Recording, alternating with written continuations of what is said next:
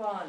Okay, the hairstyles in the 60s, the latter part of the 60s, that I know about and that we did our hair in was the beehive, and that was a big, teased up, round, like a bee nest on top of your head. Stuck a cone in there. The other, you stuck a cone in there. Some girls stuck their drugs in there. Then there were other hairdos where it was a flip. It's down straight and flipped up on the ends. That was popular.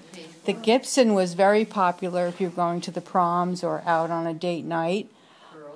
French curls were very popular. They were mostly done when girls went, to the prom, and they still do the French curls. And then you had your basic page boy. That was popular. Full bangs were popular in those days. Artichoke. The artichoke was a very short haircut, but that wasn't really popular. Wedge. The wedge was later. 70s was So that's about it for the 60s hairdos. Burning the bras. Do you ever hear that?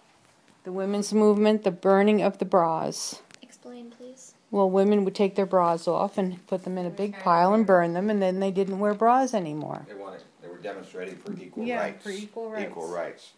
So a way to do that was to take the bra off and burn it. In the middle of the street. Yeah. And burn it? Yep. Yeah. Gloria Steinem, you know, check her. She was in the women's movement. Yeah, look her up, Gloria Steinem. You'll know all about it. Repeat the name. Gloria Steinem. You could roll in the grass. We never thought about ticks or... I wish. We used to have leaf fights, everything, right? Rake all the leaves and jump in it. So now they don't spray for any of those things. Of course, that's And modern day right now, but those ticks were actually released from a research facility island in Long Island Sound. And in Long Island Sound, what's on the other shore there is Connecticut. They got out first in Connecticut, Lyme, Connecticut, and that's where they attribute the start of this Lyme disease. But basically, it came from that research facility that had animals on this island, and they were testing various drugs on them. And these ticks got loose and started this whole tick problem that we have now, and Lyme disease, and the other various diseases that go along with Lyme disease. Yeah. Because we used to always be in the woods, and never had a tick on us. That's what they thought. Well, what you guys failed to mention too about the Kennedy family was the popularity of their children. Yeah. Okay, John Jr. was it? Who was killed later on in a private plane accident. Carolyn Kennedy. Most people remember John Kennedy was probably John Jr. What, 3 years old? At the funeral of his father. Okay. And he salutes his father. He's got a nice little suit on, dressed up, and he's saluting his father. It's like 2 years old. Yeah, actually the funeral was quite sad for the American people, watching that on TV, especially when they saw his little son there saluting the coffin. Yep. Horse-driven. Yep. Casket. Yep.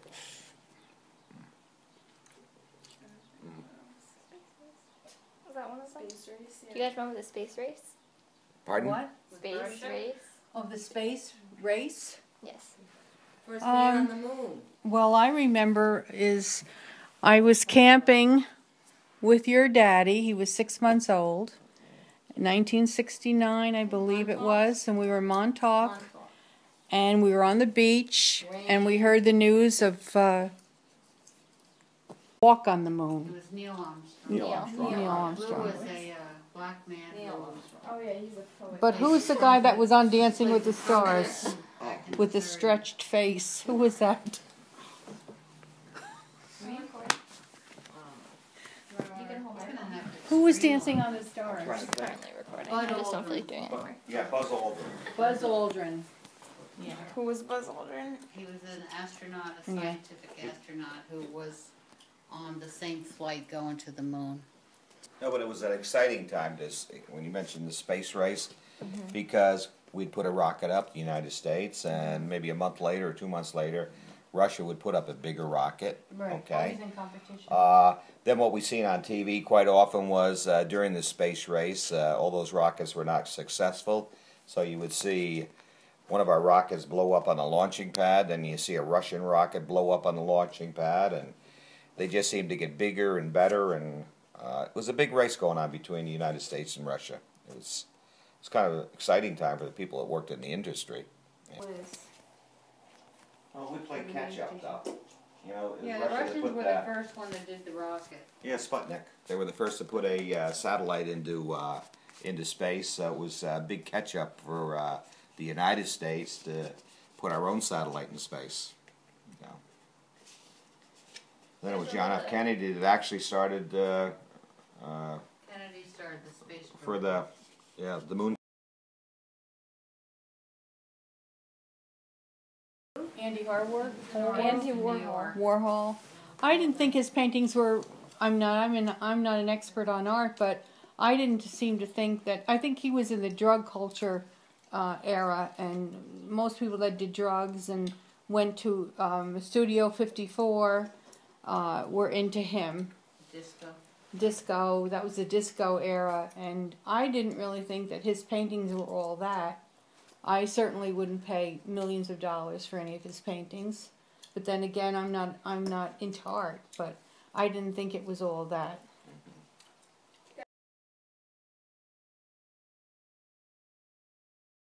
You guys remember the Martin Luther King "I Have a Dream" speech?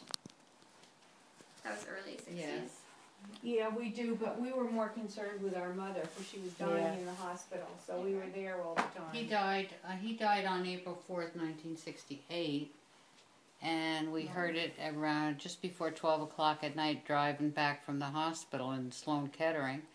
And by the time we got home at 12:30 or so, we got a call that she passed on April 5th, so it was very close in time. But he had powerful speeches. He but, really cared for the he was assassinated. blacks and white to be together, and he really had powerful speeches. Who do you think had better speeches, him or Malcolm X? I wasn't I really didn't really familiar. hear I think Malcolm Martin Luther King did. I didn't. I don't remember listening to Malcolm. Malcolm X was a little scary. He always had a group of men around him, and they always looked like they were intimidating to me. But I don't know much about you get into.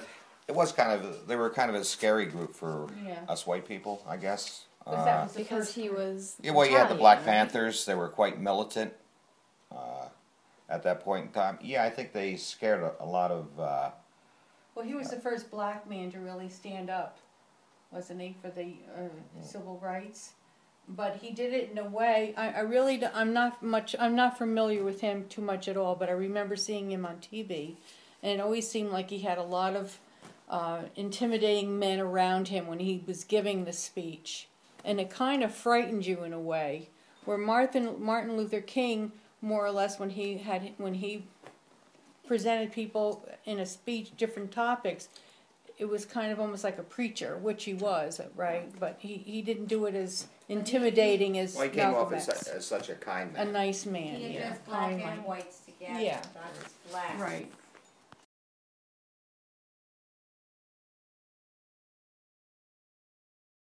Came about. Everybody was into music, the Eagles, the Beatles, Elvis Presley. 50s, no, 58, 59, Yeah. and into the 60s.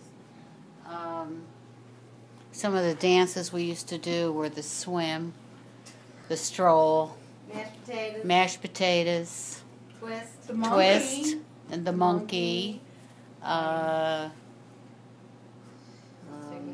Stone Age, right?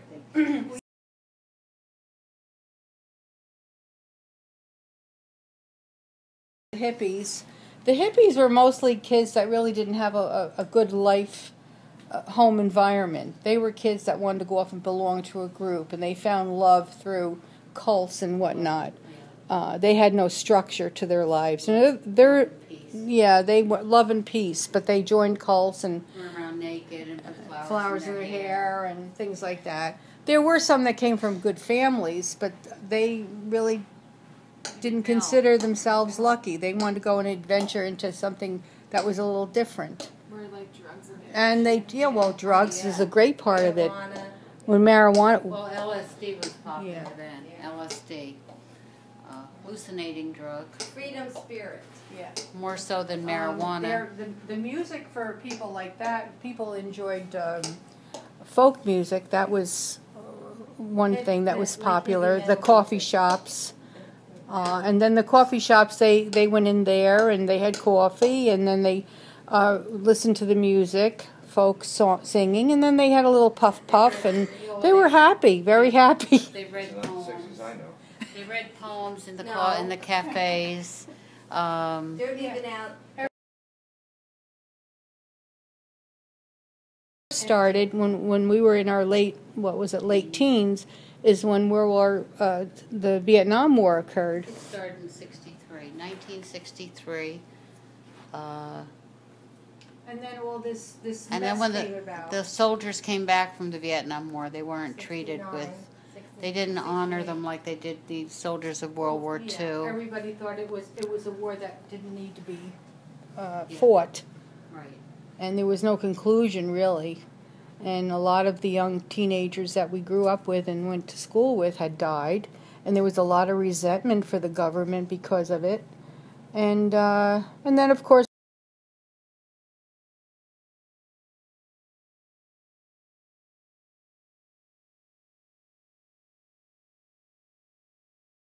The Red Scare. What's that?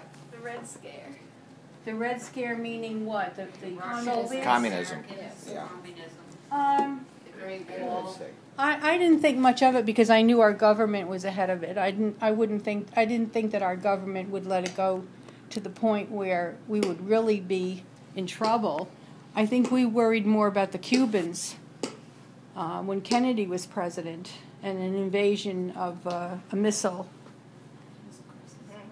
Kennedy wanted to scare tactics Kennedy had was to threaten to send a missile to Cuba, to Castro. So they were always battling that. And then as far as the Russians and they wanted to have the missiles and the nuclear war, so they wouldn't, trying to keep them at bay so we wouldn't fight. It was.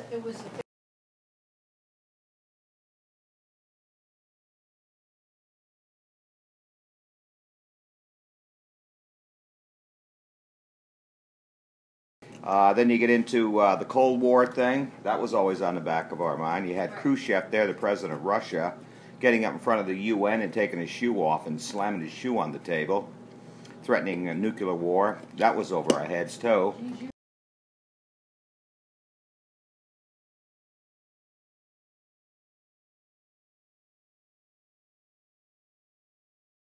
Baby boomers? The baby boom. We have to hit every topic. The baby boomers? That was World War II. We're baby Yeah, boomers. well, like I said, I was born in 1946, and the baby boomers really actually started in 1947. There and about. When the soldiers came home from World War II, Yeah. they started their families, they had their children, and we were a part of that. We're considered now today as baby boomers.